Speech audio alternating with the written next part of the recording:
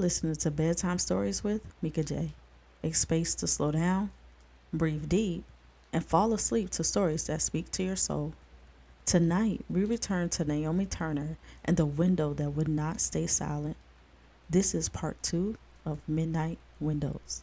Get comfortable, dim the lights, and let's begin. Close your eyes. The police left Naomi's apartment just after dawn. Their footsteps faded down the hall. Their voices were hushed but dismissive. Their questions had been routine. Their voices were flat. They asked questions like, was James drinking? Had you two argued? Do you have proof he was here at all? To them, James hadn't been taken. He had walked out, drunk, angry, forgettable. Naomi knew better. She wanted to show them the envelope, the photo of her and James asleep on the couch, taken from inside her home. She wanted to show them the other photo too. James outside of her building, the man in the gray jacket behind him, one hand on his shoulder, the other holding a cigarette like it was a part of the pose. But both were gone. The envelope, the message, the photos, everything vanished. Naomi tore through drawers, folders, her phone gallery, every single inch of her home, and she found nothing.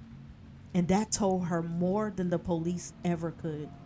Whoever had taken James had already been back. She tried to act normal.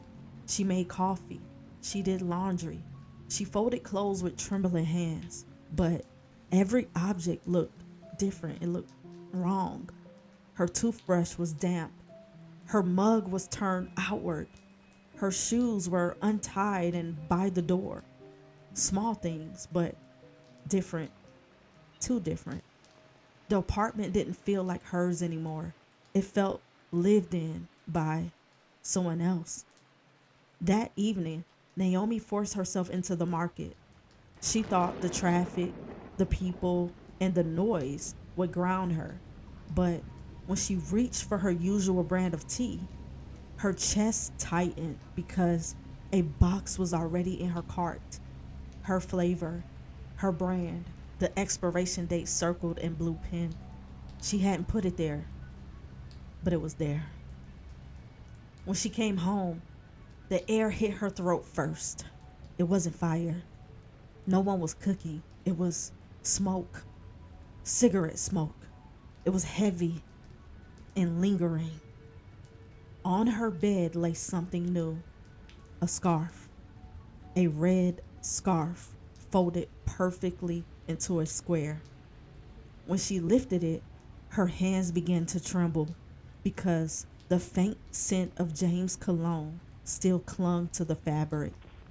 Naomi sat at the edge of her bed, scarf in her lap, her heart hammering. This wasn't Randall. This wasn't chance. James wasn't gone. He was being kept. And Naomi was being prepared. At 3:12, the apartment went still. No knocks, no taps, only footsteps, slow, measured, inside. The man in the gray jacket wasn't watching from the window anymore. He was closer. He was inside of the glass. He was already inside her apartment. Stay tuned to see how Naomi's story play out. Thank you for listening. I hope you're able to sleep well tonight. I'll see you in the dark. Good night.